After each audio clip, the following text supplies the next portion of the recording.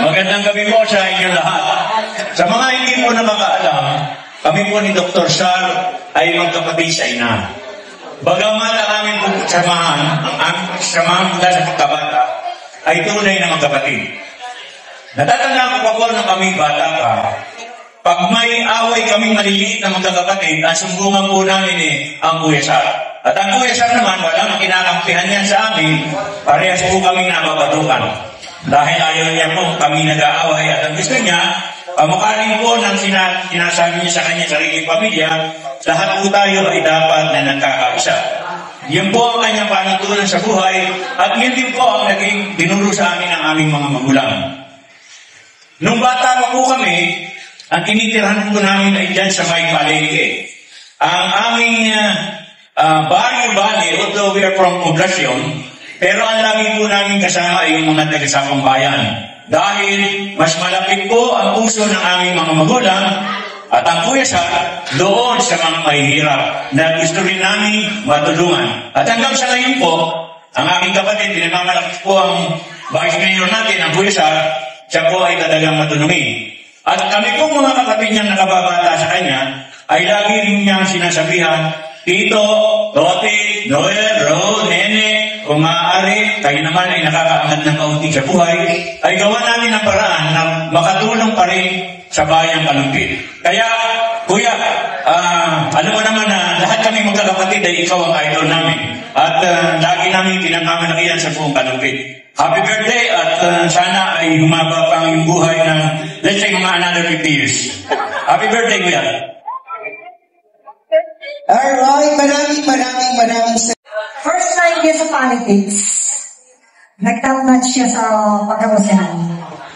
Hindi siya pinili involved sa campaign, pero may mga tao nagbibigay ng paraphernalia niya for voting. At nakigulang namin, nag-capture siya, first time niya. Alam niyo po, ito ba yung momento, ay talagang, hindi ko mo kayo ko, ginatuloy ko Ano po siya talagang tapat siya. Tahimik na tao. Sobrang pasensya sa katawan. Hindi nagagalit agad. Kaya talagang kami nakikita niya talaga siya yan. At madalas ko po sinasabi pag may family reunion, Kuya, ang pagpapala mo nasa langit. Alam niyo po kung ano sinasabi yun? Hindi po ba nakalagay? Kung ano gawin mo sa kapwa mo, ginagawa mo na rin sa Panginoon.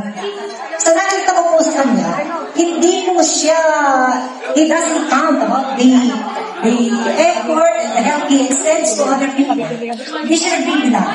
Hanggang kaya ng katawan, binibigay niya. Kaya sabi ko, ang pagpapala mo nasa langit. Sabi ko po gano'n sa kanya. Kasi, tinitignan ng Panginoon, kung mahal mo ba ang kapwa mo, pag pinaglingkuran mo ang kapwa mo, mahal mo. Siya po totoong paglilingkod sa kapwa.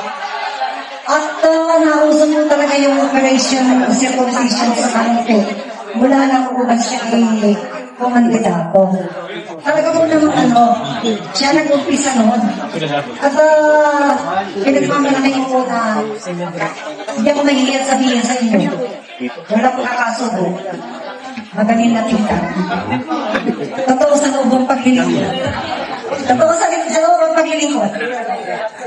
Kaya po, magpasalamat ako sa edad na 80, nandito pa rin siya sa Kalumpit, naglilingkod. Kuya, I pray for good health so that you will continue your service to the Kalumpiteños. Bihira ka nakakagawa ng ganyan katagal na serbisyo. At sana, nagtagal pa. Sa abot ng kaya mo, Kuya. Good health for you. God bless you.